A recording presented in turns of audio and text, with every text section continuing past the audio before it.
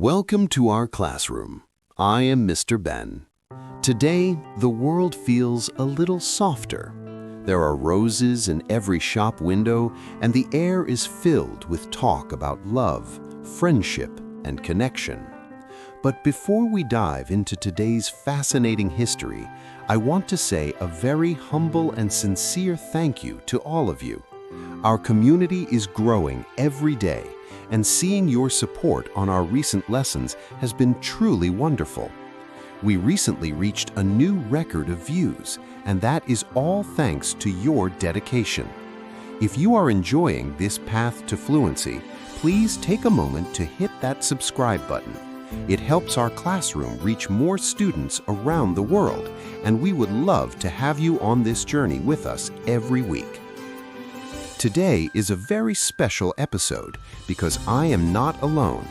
I am joined by one of our most dedicated and curious students, someone who always helps us look at the English language from a new perspective. Everyone, I would like you to meet Sara, S-A-R-A. Sara, it is a pleasure to have you in the classroom today. The pleasure is all mine, Ben. Thank you so much for having me. I have been looking forward to this episode for a long time. Honestly, Ben, I always thought Valentine's Day was just a commercial holiday. You know, chocolates, cards, and expensive dinners. But you told me earlier that there's a secret, even forbidden history to this day. I am so curious to hear the real story. It is a story that sounds like a movie, Sara. To find the actual origin of this day, we have to travel back 2,000 years to the heart of ancient Rome. At that time, there was an emperor named Claudius II. He was a very strict leader, and he believed that single men made much better soldiers than men with families. He believed that a soldier with a wife would be distracted and less brave on the battlefield. Because he wanted a massive, focused army, he did something shocking. He banned marriage. He made it illegal for young people to get married. That's incredible. I cannot imagine a world where it's illegal to get married. It sounds so cold and difficult. So what happened? Was there someone brave enough to challenge the emperor? There was. A humble priest named Valentine saw the beauty in love and commitment. He believed that marriage was a sacred connection, and he decided to perform weddings in secret, late at night, away from the eyes of the emperor's soldiers. He was a true rebel. Let's look at that word together. Rebellious. It's an adjective. R-E-B-E-L-L-I-O-U-S. It describes someone who challenges rules or authority because they believe in something different. In our classroom, we don't follow the standard rules. We are rebellious because we focus on natural fluency. So Saint Valentine was a rebellious priest? I love that. It gives a whole new meaning to the word Valentine. It isn't just a name on a card, it's a symbol of courage and standing up for your values. But he was caught eventually, wasn't he? It must have been very dangerous to perform those weddings. He was caught, and he was sentenced to death. It's a very somber story, but there's a legendary detail that gave us the language we use today. While he was in prison, legend says he fell in love with the jailer's daughter.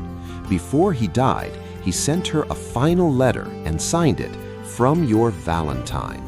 Today, millions of people use those exact words every February without knowing they were first written from a prison cell 2,000 years ago. This is a perfect example of how history creates the language we use in our daily lives. That gives me a completely different perspective. Every time I see a Valentine's card now, I will think of that priest in Rome. But Ben, what about the symbols? The heart shape we see on chocolates doesn't really look like a real human heart, and I see red roses everywhere. Why are these symbols so famous? That's a fascinating detail that most people miss. Some historians believe the heart shape actually comes from an ancient plant called silphium. In the ancient world, this plant was so valuable that it was used as medicine, as a symbol of luxury, and even on coins. The seeds of the plant looked exactly like the heart shape we use today. Eventually, it became the universal symbol for affection. Let's look at that noun, affection, A-F-F-E-C-T-I-O-N. It means a gentle feeling of liking or caring for someone. You can affection a memory, you can affection a friendship, or you can even affection a quiet Sunday morning. It's a very deep, sincere word. Practice the pronunciation with me. Affection. Affection. I'm adding that to my notebook right now. It sounds very elegant. What about when we want to describe a person who is very honest with their feelings? I hear you use the word sincere quite often. We use the word sincere constantly. It's an adjective, S-I-N-C-E-R-E. If someone is sincere, their feelings are genuine and real. They're not fake. In our classroom, our goal is to help you achieve sincere fluency. We don't want you to just repeat grammar rules. We want you to be able to express your real thoughts and your real personality in English. That's exactly why I'm here. I want to feel like me when I speak English. This has been a great start, Ben. I feel like I understand the history and the heart of the holiday now. But I'm still curious, how does this work in other parts of the world? I've heard that in some countries, women are the ones who buy the gifts. You're right, Sara. Our global tour is coming up next. We're going to look at the gifting cycles in Asia and the Black Day for single people. And for everyone listening, make sure you stay until the end because we're going to have a grammar masterclass on how to use soft language to sound more polite and sophisticated in any social situation. Don't go away. Welcome back to the classroom. I am so glad you are still with us on this journey. If you are finding value in this lesson, please remember to hit that like button. It tells us that you want more content like this, and it truly helps our humble channel reach more students who want to build their confidence. Now, Sara, before the break, we were talking about the heart of this holiday in Rome. But did you know that in some parts of the world, Valentine's Day is actually a 3-month process? That sounds incredible, Ben. I'm still thinking about that rebellious priest, but now I'm curious about the modern world. 3 months? How does that work? Is it just a very long celebration? In countries like Japan and South Korea, it is very organized. On February 14th, it is actually the women who give chocolates to the men. But there's a very important word we should look at here. Obligation. It is a noun. O-B-L-I-G-A-T-I-O-N. They have a tradition called giri choco, which means obligatory chocolate. It is given to male colleagues, bosses, and friends to show respect and polite etiquette. It isn't always about romance, it's about social harmony.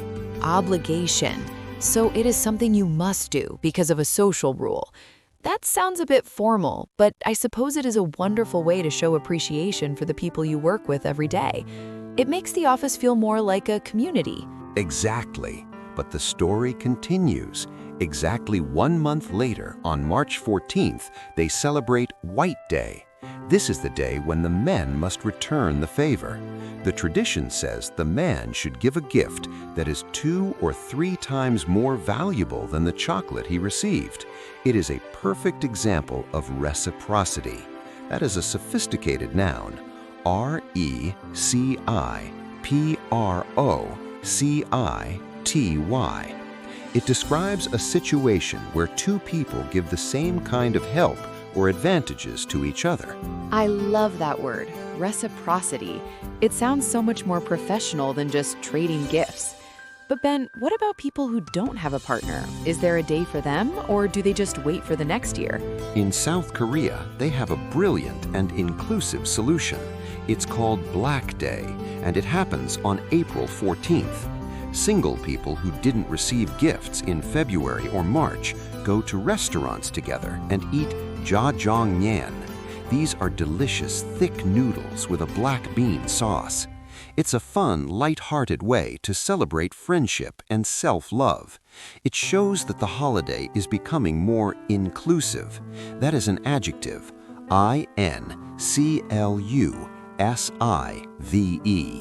It means including everyone and making sure no one feels left out. Inclusive. That is a beautiful word to live by. It reminds me that English speakers talk about connection in many different ways. I've noticed something, Ben. When I watch Hollywood movies, the language is always so dramatic. But when I listen to you or other professional speakers, it seems much more quiet. Why is that?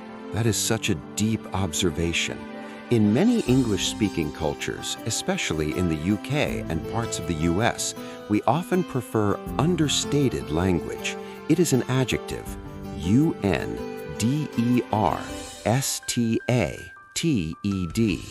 It means something that is effective but subtle, not loud or dramatic. For example, a native speaker might not say, "I adore you with all my soul" every day. Instead, they might use a collocation like "make an effort." They might say, "I really appreciate that you made an effort for our dinner tonight." It is simple, but it's very sincere. Make an effort.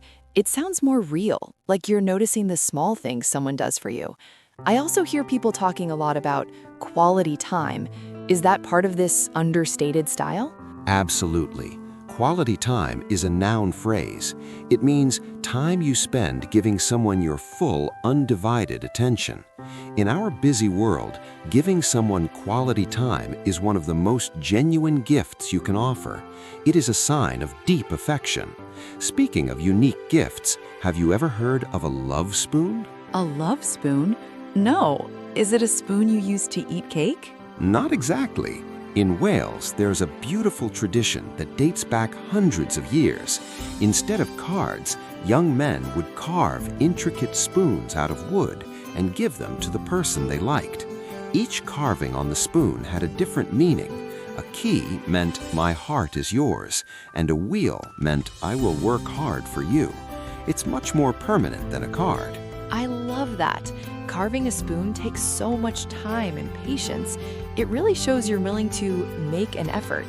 This global tour has been amazing, Ben, but I've been waiting for the secret part. Is it time for the grammar class?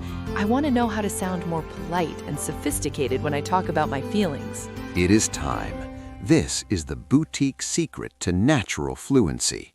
It's all about modal verbs, specifically the words might, would, and could. In English, being too direct can sometimes sound a bit cold or even aggressive. We use these verbs to soften our sentences. This makes you sound emotionally mature and professional. Can you give me an example? Usually I just say, "I want to invite you to coffee." Instead of "I want to invite you," which is very direct, try "I would love to have you join me for coffee." Do you hear the difference? It creates a space of politeness. Or if you are suggesting a plan, instead of "let's go to the park," try "could we perhaps go for a walk in the park?" Using would and could shows that you are a respectful and fluent speaker. Oh, I see. It sounds much more elegant. It's like the difference between a textbook and a real conversation. What about the word might? Might is excellent for being humble. For example, "I might be interested in seeing that new film with you." It shows confidence without being pushy. Remember, in English, being polite is actually a sign of very high fluency. It shows you understand the nuances of the language. I'm writing those down. Would, could, and might. These are definitely going to help my confidence. Ben, before we finish today, do you have any final thoughts for our students as they navigate this week? My final thought is this. Don't worry about the performative side of holidays, the part you see on social media. In English, we value the word genuine, Genuine. It means real and honest. Whether you're celebrating with a partner, a friend, or just enjoying a quiet evening by yourself, keep your English and your connections genuine. Genuine. I think that's my favorite word of the day. It's a great word to end on. As we look at the horizon of this new week, I want to thank you all again for being part of this community. Your support and your comments are what keep this classroom growing. If you haven't joined us yet, please hit that subscribe button. We are here every week to help you move from textbook English to natural, confident fluency. Thank you, Ben. I feel like I've traveled the world and mastered the soft grammar of English all in one lesson. I'm definitely feeling more worth my salt today. I am so glad to hear that, Sara. To everyone listening, have a wonderful week filled with sincerity. Keep practicing, stay curious, and remember, you are becoming more sophisticated every single day. I am Mr. Ben, and I will see you in class. I'll see you there. Goodbye, everyone.